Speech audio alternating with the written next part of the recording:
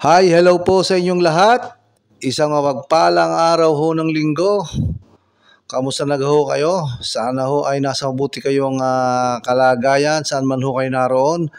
Nagbabalik hong muli ang Eric's Vlog para sa isa na naman hong makabuluhang video na may kinalaman ho sa politika sa Pilipinas at sa nakalipas ho na halalan na itong nagdaang midterm election.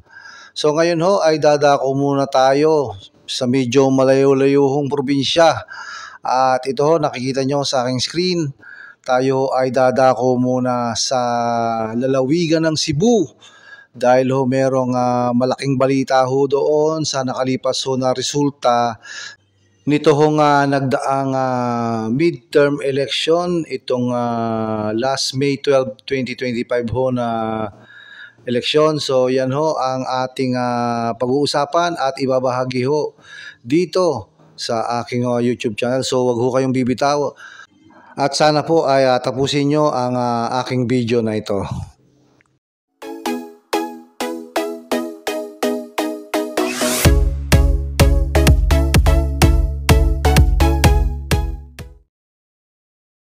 Nagbabalik pong muli ang Eric's Vlog. Ang akin hong tinutukoy na malaking balita ho ay nangyari ho dito ho sa labanan ng gobernador sa lalawigan ng Cebu, na kung saan ho ay merong tatlong pangalan ho ang naglaban-laban dyan ho sa pagka-gobernador ng lalawigan ng Cebu. Unang-una ho sa listahan dyan ang incumbent governor ho o ang kasalukuyang gobernador ng lalawigan ng Cebu, itong si Gwendolyn Garcia. At ang pangalawa hong kandidato dyan ay si Pamela Baricuatro at ang sumunod ho ay si Ginko Valeriano. So itong tatlong ito ang pinagpilian ho ng mga taga Cebu para po sa posisyon ng pagka-gobernador. Base po sa final result ng mga boto doon ho sa labanan ng gobernador sa lalawigan ho ng Cebu, ay naging kagulat-gulat ho ang resulta ng halalan ho dyan, sapagkat ang nanalo hong gobernador dyan ho sa lalawigan ng Cebu ay ito pong si Pamela Baricuatro, na nakakuha ho ng botong mahigit 1,107,924 votes. At ang kasalukuyan hong gobernadora ng lalawigan ng Cebu na si Gwendolyn Garcia ay nakakuha lamang ho ng 765,051 votes. So yun ho, malaki-laki ho ang kalamang ni Pamela Baricuatro, at yung isa naman ho nga kandidato na si Ginko Valeriano ay nakakuha lamang ng botong 33,545 votes. So ito ho ang malaking historical event ho na nangyari dyan sa lalawigan ho ng Cebu, na kung saan ho ay natalo itong kasalukuyang gobernadora ng Cebu na si Gwendolyn Garcia, at nagwagi dyan ho ay si Pamela Baricuatro, ang baguhang kandidato sa posisyon ho ng pagkagobernador dyan sa lalawigan ng Cebu. At base ho sa kanilang nakuhang boto, kung atin hong kukuhanin ang kalamangan ho ng nanalong gobernadora ho dyan sa lalawigan ng Cebu, itong si Pamela Baricuatro ho ay may lamang na boto ho umaabot sa 342,873. So yan ho ang lamang na boto na nakuha ho ni Pamela Baricuatro laban ho dito sa nakaupo hong gobernadora ng lalawigan ng Cebu na si Gwendolyn Garcia. So yan ho ang naging malaking balita sa mundo ng politika, ang pagkakapanalo ho ni Pamela Baricuatro bilang bagong halal na gobernador ho ng Cebu, sapagkat ang posisyon ho ng gobernor sa lalawigan ng Cebu ay hinawakan ho ng matagal na panahon ho, o makailang dekada hong hinawakan ito ng pamilya Garcia simula pa ho nung naging gobernador yun hong kanilang ama na si Pablo Garcia. So yun ho ang malaking balita sa Kabisayaan ho itong pagkakapanalo ni Pamela Baricuatro laban ho sa makapangyarihan na pamilya ho ng Garcia dyan sa lalawigan ng Cebu. Ayan ho, makikita nyo sa larawan na itong si Pamela Baricuatro ho ay prinoklama bilang bagong halal na gobernador ho noong May 13, 2025. So ayan ho, ibinahagi natin ang kanyang larawan dyan ho sa pagproklama sa kanya bilang gobernadora ng lalawigan ng Cebu. Ngayon naman ho ay alamin ho natin sino ba ho itong si Pamela Baricuatro. Ito ho nga bagong halal na gobernadora ho ng Cebu. Marami hong tao ang hindi nakakaalam kung sino ho ba itong si Pamela Baricuatro at bakit ho gano'n na nangyari. Siya ang nagbagi ho sa halalan sa posisyon ho ng pagka-gobernador doon ho sa lalawigan ng Cebu. So yun ho, ating kilalanin ho kung sino baga ho itong si Pamela Baricuatro. Ayon ho sa aking pagsasaliksik, ito hong si Pamela Baricuatro ay isang philanthropist at siya ngayon ho ay isang ganap na politician ho sa Pilipinas. At ayon din ho sa aking pagsasaliksik, ang tunay na pangalan ho ng bagong gobernadora ho ng Cebu ay si Pamela Silagan Pam Baricuatro at siya ho ay pinanganak noong November 9, 1966. Siya ngayon ho ay 58 years old at siya ho ay pinanganak sa Pinamungahan, Cebu. At pagdating naman ho sa edukasyon, siya ho ay nakapagtapos ng Political Science sa University of San Carlos sa Cebu. At siya ho ay nag-law din sa University of the Visayas. Yun nga lang ho ay natigil ho siya sa third year na pag-aaral ho niya dahil ho siya ay nag-join sa Cathay Pacific bilang flight stewardess. Noon hong 2015, itinayo ho ni Baricuatro ito hong foundation na tinatawag kong Simply Share Foundation. So ito ho yung isang organisasyon na kung saan ho ay nangangalap po sila ng mga food at ito ho ay binibigay nila sa kanilang mga relief operation at sa iba hong nangailangan ng pagkain ho dyan ho sa lalawigan ng Cebu. Ito hong kanilang foundation na Simply Share Foundation. Base pa rin po sa aking pagsasaliksik noong panahon ng Duterte administration, siya po ay itinalaga ng dating Pangulong Rodrigo Duterte bilang board executive ho ng Land Bank Resource and Development Corporation. Si Pamela Baricuatro din ho ay Secretary General noon ng Partido Federal ng Pilipinas.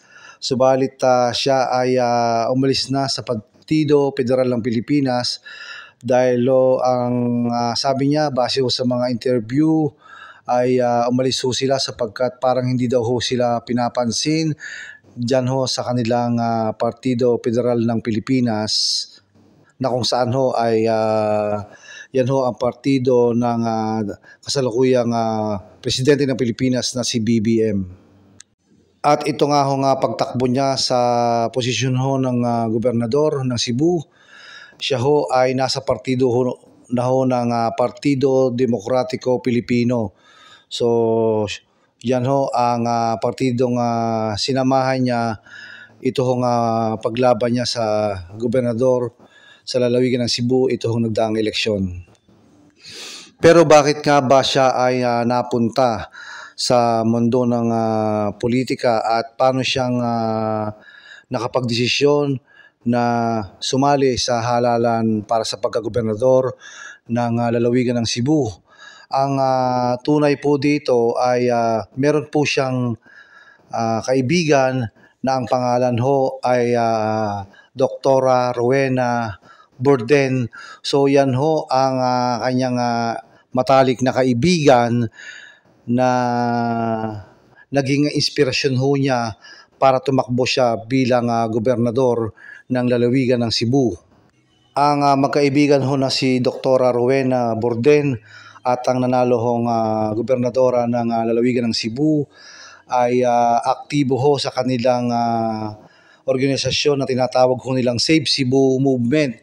Ito ho ay isang alliance na binubuo ng farmers, fisher folk groups, civil society organization, environmental advocacy groups, faith-based organization, partners in the academic, legal aid, youth groups, lawyers, and business seeking to oppose environmentally ho yung non-destructive projects in Cebu.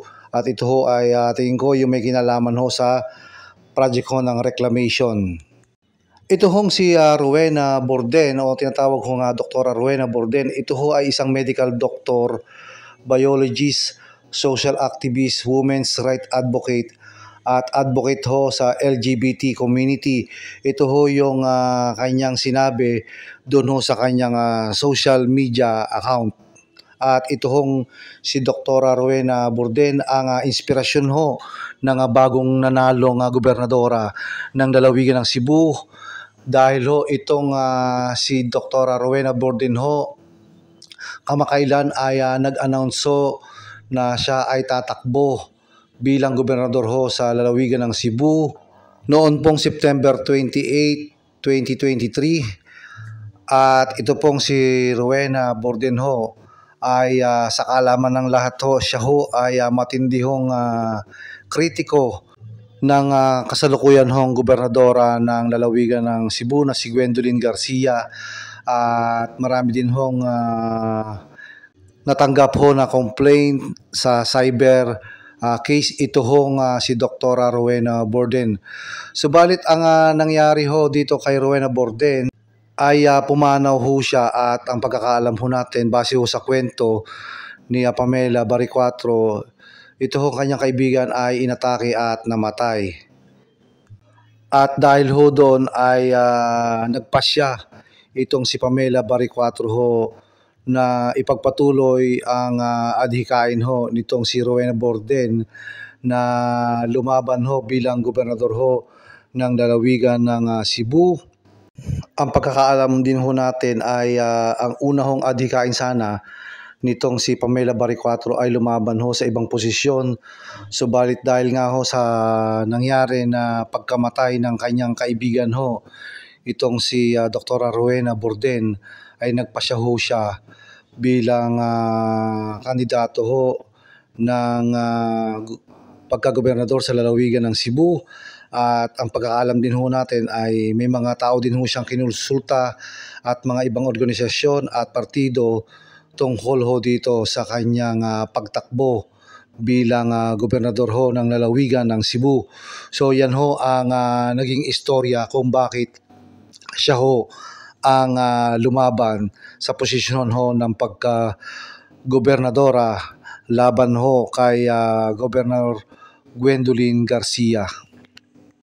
So yan ho ang naging malaking balita ho sa mundo ng politika, ang pagkakapanalo ho itong baguhan ho sa larangan ng politika, itong si Pamela Baricuatro bilang bagong halal na gobernador ho ng Cebu.